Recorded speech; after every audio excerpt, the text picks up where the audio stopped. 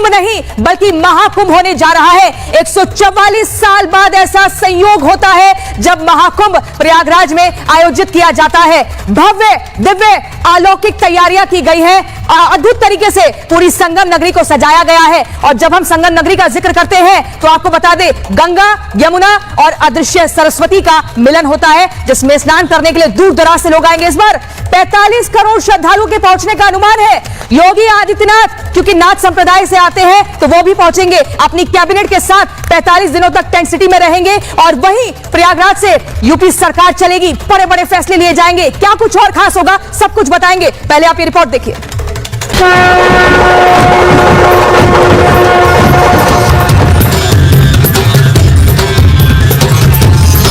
योगी जी और मोदी जी के धन्यवाद हो और अमर रहो। हम हिंदू हैं, इस बात पे हमें गर्व है। हर हर महादेव, हर महादेव। ओ सनातन भारत वर्ष जय, मोदी जय, जोगी जय। सनातन धर्म का सबसे बड़ा उत्सव चल रहा है। करीब 50 करोड़ सनातनी पहुंचने वाले हैं। कल से महाकुंभ की शुरुआत होगी, जिसका काउंटडाउन शुरू हो गया है। कई ऐसे युवा हैं जो अभी भी सनातन को नहीं समझ पाते हैं और ये जो महाकुंभ इस बार हो रहा है, आपको क्या लगता है जो एकता का संदेश है वो युवाओं तक पहुंच पाएगा? देखिए, जो ये सोशल मीडिया चला हुआ है इसके माध्यम से जरूर पहुंचेगा और इसके माध्यम से बहुत से जो युवा जनरेशन है जिसको सनातन संस्कृति के बारे में ज्ञात नहीं था, मालूम नहीं था, अब सोशल मीडिया के माध्यम से वो भी जागरूक हो रहे हैं। हम हिंदू हैं, हमें गर्व है इस बात पर, और हम हिंदू हैं, हमें डरने की जरूरत नहीं है। इस पर क्या कहें? उन्होंने बिल्कुल ही सही कहा है, हिंदू को डरने की कोई जरूरत नहीं है। जो हमारा ये सनातन है वो जाग चुका है, पहले जागरूक नहीं था, अब बहुत जागरूक हो गया है। सभी नवे जो युवा हैं, आपने देखा भी है, हर तरफ से महादेव की हर हर महादेव जैसे भी जुड़े हैं। पहले ऐसा कुछ नहीं था, लेकिन अब जो हमारा सनातन है जागरूक हो चुका है और जो महाराज जी का कहना है वो बिल्कुल ही सत्य है। हमें किसी से डरने की कोई जरूरत नहीं। महादेव देवों के देव में महादेव देव, महादेव देव देवों में महादेव। नदियों में जल गंगा प्रिय है, नदियों में जल गंगा प्रिय है। प्रयागराज के पर्वत बद्रीनाथ के यहाँ पंचमुख राम बनेंगे, जो राम शंकर के नाम है। बमलहरी में बस कुछ घंटों का इंतजार है और फिर हो जाएगा महाकुंभ का आगाज। सांवरे रसिया से हो गई अपनी यारी, सांवरे रसिया से हो गई अपनी यारी। बहुत ही अच्छी व्यवस्था है, जितना हो सकता है उससे उत्तम व्यवस्था है। अपने घर का हम प्रबंधन तो कर ही नहीं पाते हैं, इतनी बड़ी जनसंख्या का इतना बढ़िया से कंट्रोल हुआ है। 17 सेक्टर 18 सेक्टर में बटा हुआ है। बहुत केवल आने जाने में जो थोड़ी बहुत समस्या है, लेकिन यहाँ आने चलना पड़ रहा है। हाँ नहीं, फिर भी अच्छा है, हम एकदम सुरक्षित है, सब व्यवस्थित है। इतना अच्छा तो व्यवस्था हमने दिव्य देखा ही नहीं। बहुत ही अच्छी सुविधा की हुई है, साफ सफाई का बहुत अच्छा दिख रहा है, वॉशरूम वगैरह सब अच्छे ही दिख रहे हैं। और ऐसा कार्यक्रम शायद पूरा दुनिया में दोबारा कहीं देखने के लिए नहीं मिलेगा। अगले 140 साल बाद शायद मिलेगा। वो छटा अलग ही होगी। प्रयागराज सनातन के रंग से रंगा होगा। अखाड़े होंगे, साधु संत होंगे, देश विदेश से आए भक्त और श्रद्धालु होंगे। गर्व से कहो हम हिंदू हैं, हम हिंदू हैं, हम हिंदू हैं, सनातनी हैं, हम सनातनी हैं। कहाँ आई? प्रयागराज। क्या है यहाँ पर? महाकुंभ। महाकुंभ है। हम लोगों को बहुत आनंद आए, बहुत आनंद आए। हम लोगों के लिए तो स्वर्ग में आ गए, साथ से स्वर्ग में आ गए। राम नाम की माला जपेला कोई दिल वाला, राम नाम की माला जपेला कोई दिल वाला। उस त्रिवेणी की चमक अद्भुत होगी। आस्था की डुबकी से हर हिंदू का रोम रोम महक रहा होगा। लखनऊ राजधानी से जब आप प्रयागराज में प्रवेश करेंगे तो फाफामऊ में जो पहला आपको सर्कल मिलेगा, उस सर्कल पर देखिए कि यहाँ पर 7 मुख घोड़े का एक यहाँ पर सर्कल बनाया गया है, जिसमें 7 मुखी घोड़े को दिखाया गया है। और हमारे शास्त्रों में कहते हैं कि ये जो 7 मुखी घोड़ा होता है, यह समृद्धि का प्रतीक होता है, वैभव का प्रतीक होता है, खुशियों का प्रतीक होता है। तो यानी कि कुंभ में जब आप आते हैं और इस अश्व का, इस घोड़े का जब आप दर्शन करते हैं, इसको आप जब देखते हैं तो कहीं न कहीं आपके मन में वो समृद्धि वाली बात आती है। और बहुत ही छोटा सर्कल है, लेकिन बहुत अच्छे से इसको तैयार किया गया है। आगाज से पहले ही आस्था के इस रंग को देखिए। कड़ाके की सर्दी के बीच संगम स्नान। महाकुंभ शुरू होने से ठीक एक दिन पहले प्रयागराज में श्रद्धालुओं ने दिन की शुरुआत कुछ इस अंदाज में की। बहुत अच्छा लग रहा है, बहुत अच्छा महसूस हो रहा है। योगी जी का बहुत बहुत धन्यवाद, इतनी अच्छी व्यवस्था की है उन्होंने। हमें ठंड नहीं लग रही है, कमाल की बात है। कमाल की बात है, ठंड नहीं लग रही, आपको भी नहीं लग रही है? बिल्कुल नहीं लग रही है। महाकुंभ में अद्भुत नजारे देखने को मिलते हैं, बाबा संतों के दर्शन करने को मिलते हैं, जैसे भक्त जी हो रहा है और होते जा रहे हैं। पहला शाही स्नान बेहद खास रहने वाला है। इस दिन बनने वाले सुखद संयोग कुंभ की महिमा को और खास बनाने वाले हैं। लेकिन आगाज से पहले ही हर डुबकी लगाने वालों के आंकड़े बता रहे हैं कि श्रद्धालु हर विरोधी को जवाब देने वाले हैं। शनिवार को करीब 25 लाख लोगों ने संगम में डुबकी लगाई। कुंभ को भव्य बनाने में कोई कोर कसर नहीं छोड़ी जा रही है। हर सनातनी को मुख्यमंत्री योगी आदित्यनाथ एकता की डुबकी लगाने के लिए आमंत्रित कर रहे हैं। महाकुंभ की शान बढ़ाने के लिए बुला रहे हैं। बहुत अच्छा है, बहुत अच्छी व्यवस्थाएं हैं और देखिए कितनी बड़ी व्यवस्थाएं बनानी पड़ती हैं।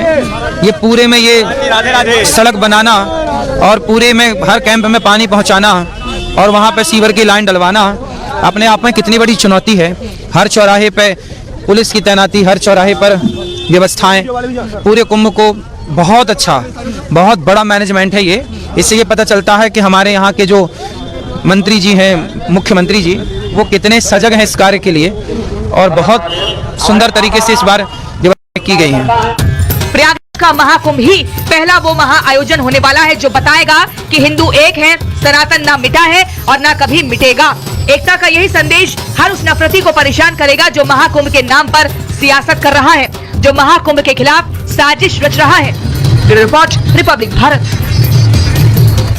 भारत की संस्कृति, अध्यात्म और आस्था को बताता है महाकुंभ। और हम आपको बता दें, योगी आदित्यनाथ जो है नाथ संप्रदाय से आते हैं। ऐसे में महाराजा टेंट का भी जिक्र किया गया है और वहां पर तैयारियां खास है। क्या कुछ खास होने जा रहा है वो बता दें। देखिए 8 बीघे में तैयार हो रहा है महाराजा टेंट। इसके अलावा खास होगा, यहीं पर योगी की कैबिनेट भी रुकेगी और उसके बाद स्नान भी किया जाएगा। नाथ संप्रदाय का सबसे विशाल टेंट होगा।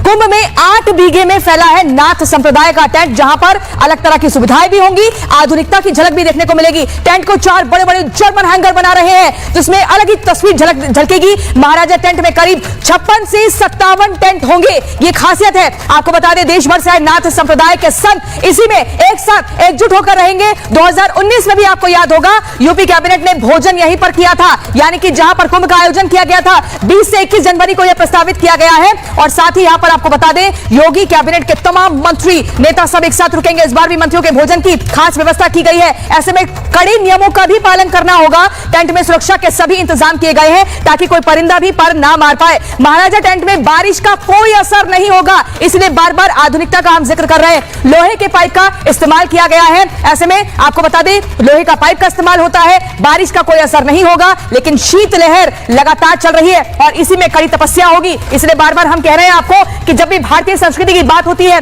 आस्था की बात होती है, आध्यात्मिकता की बात होती है, तो सनातनियों का ये महापर्व महाकुंभ का जिक्र होता है। और ऐसे में नागा साधुओं के बिना महाकुंभ अधूरा माना जाता है। आपको देखिए, पहले बता दें, महाकुंभ से कैसे सरकार चलेगी ये भी जानना बहुत दिलचस्प है। पूरी कैबिनेट वहां पर पहुंचेगी, बड़े बड़े फैसले लिए जाएंगे, काम पूरा किया जाएगा, काम में किसी भी तरीके से कोताही ना हो, इस बात का ख्याल रखा जाएगा। लेकिन आपको बता दें, नियमों का भी वहां पर खासतौर पर पालन होगा। और हम बात कर रहे हैं नागा साधुओं की। देखिए, एक बार आपको बता दें, महाकुंभ का जब जिक्र होता है, नागा साधुओं के बिना वो अधूरा होता है। पहले उन्हें स्नान करने का हक मिलता है, उसके बाद बाकी श्रद्धालु और साधु संत पहुंचते हैं। विशेष तौर पर एक अलग ही झलक और तस्वीर दिखती है। इस रिपोर्ट में देखिए। सनातन गौरव और गर्व का एक महा आयोजन है, एक महासमागम है। संगम नगरी में गंगा किनारे महा तैयारी बेहद खास इसलिए क्योंकि यहीं से करीब 50 दिन उत्तर प्रदेश की सरकार चलने वाली है। सरकार के मुखिया के साथ साथ तमाम मंत्री संतों के सानिध्य में बैठकर यूपी की करीब 25 करोड़ आबादी के लिए दशा और दिशा तय करेंगे। आप याद करिए, इस पूरे आयोजन में 40 करोड़ की आबादी आएगी। 40 करोड़ लोग, 40 करोड़ श्रद्धालु, साधु संत, देश और दुनिया के अतिथि वहां सहभागी बनने जा रहे हैं। 40 करोड़ की आबादी दुनिया के अंदर भारत और चीन के बाद किसी और देश के पास नहीं है। जितनी आबादी एक अस्थायी स्थिति में अकेले प्रयागराज में आने वाली है। मां गंगा, यमुना और सरस्वती नदी के त्रिवेणी में संगम में स्नान करने का एक सौभाग्य प्राप्त होगा। प्रयागराज में संगम की रेती पर बसे टेंट सिटी में वैसे तो 1 लाख से ज्यादा टेंट और पंडाल बने हैं, लेकिन इन सभी में सबसे ज्यादा खास है योगी महासभा का पंडाल। मेला प्राधिकरण ने योगी महासभा को जो जमीन अलॉट की है उसमें सीएम योगी के रुकने की व्यवस्था है। इस वक्त हम महाकुंभ के उस शिविर में मौजूद हैं जहां पर नाथ संप्रदाय के प्रमुख और यूपी के मुख्यमंत्री योगी आदित्यनाथ कुंभ के दौरान प्रवास करने वाले हैं। ये सेक्टर 18 में है और काफी वीवीआईपी एरिया ये माना जा रहा है और इसीलिए सभी की निगाहें इस शिविर पर टिकी हुई है, क्योंकि यहां पर आपको बता दें कि 72 टेंट बनाए गए हैं और ये सभी टेंट काफी हाईटेक है। और ये मेरे पीछे जो आप देख रहे हैं ये मुख्यमंत्री योगी आदित्यनाथ का टेंट है जहां पर वो प्रवास करेंगे, वो भी हम आपको दिखा रहे हैं। और खास तकनीक से ये बनाए गए हैं, जर्मन टेक्निक, जिस पर ना ही सर्दी का असर होता है ना ही बारिश का असर होता है। महाकुंभ में जिस पंडाल से पूरी सरकार चलेगी उसके अंदर भी आपको लेकर चलेंगे। पहले ये जानिए कैसे महाकुंभ की शुरुआत से पहले सीएम योगी ने मोर्चा संभाल लिया है। गुरुवार को महाकुंभ क्षेत्र में पहुंचने के बाद सीएम योगी ने गंगा में बोट की सवारी की और स्नान घाटों का करीब से मुआयना किया। इसके बाद सीएम योगी ने पधारे संतों से मुलाकात की और संतों का आशीर्वाद भी लिया। तस्वीरों में आप देख सकते हैं सीएम योगी एक एक संतों के पास जाकर उनका सत्कार कर रहे हैं। महाकुंभ में साधु संतों के साथ बड़ी संख्या में भक्त भी पहुंच चुके हैं, उनके लिए भी रुकने के इंतजाम किए गए हैं। सीएम योगी इन शेल्टर होम्स में भी पहुंचे और भक्तों का हालचाल लेकर उन्हें कंबल भी बांटे। जो लोग एक संकीर्ण दृष्टि से सनातन धर्म को देखते हैं कि यहाँ पे आपस में सांप्रदायिक मतभेद है, भेदभाव है या छुआछूत और अस्पृश्यता के आधार पर समाज को बांटने का काम करते हैं, उन लोगों को आकर के देखना चाहिए कि यहाँ न पंथ का भेद है, न जाति का भेद है, न छुआछूत है, न कोई लिंग का भेद है। सभी पंथ और संप्रदाय एक साथ एक ही संगम पर स्नान करते हैं। मुख्यमंत्री योगी ने महाकुंभ के लिए रेडियो चैनल कुंभवाणी का उद्घाटन किया। कुंभवाणी के नाम पर इस विशेष अहम चैनल को यहाँ पे शुभारंभ करने की कार्रवाई प्रारंभ की है। मैं इसके लिए उत्तर प्रदेश सरकार की ओर से प्रसार भारती को हृदय से धन्यवाद देता हूँ। महाकुंभ को लेकर पूरी यूपी सरकार एक्टिव है। खुद सीएम योगी आदित्यनाथ मौके पर जाकर व्यवस्थाओं का जायजा ले रहे हैं। खबर ये भी है कि 20 जनवरी को संगम नगरी में ही योगी सरकार की कैबिनेट बैठक होगी और उसी दिन योगी आदित्यनाथ के साथ पूरा यूपी कैबिनेट गंगा में डुबकी लगाएगा। ठीक उसी तरह जैसे 2019 के कुंभ में सीएम योगी ने मंत्रियों के साथ पवित्र स्नान किया था। इसके अलावा पूरी कैबिनेट का भोजन भी एक साथ नाथ संप्रदाय के शिविर में हो सकता है। योगी आदित्यनाथ की कोशिशों का ही नतीजा है कि इस महाकुंभ की चर्चा देश ही नहीं बल्कि दुनिया भर में हो रही है। और इस सबसे बड़े आध्यात्मिक मेले के लिए जब मुख्यमंत्री योगी आदित्यनाथ यहाँ पहुंचेंगे तो इसी शिविर में यहाँ नाथ संप्रदाय के साधु संतों के साथ समागम करेंगे और यहीं से सनातन का संदेश भी देंगे। योगी आदित्यनाथ महाकुंभ को भव्य बनाने के लिए कोई कोर कसर नहीं छोड़ना चाहती है।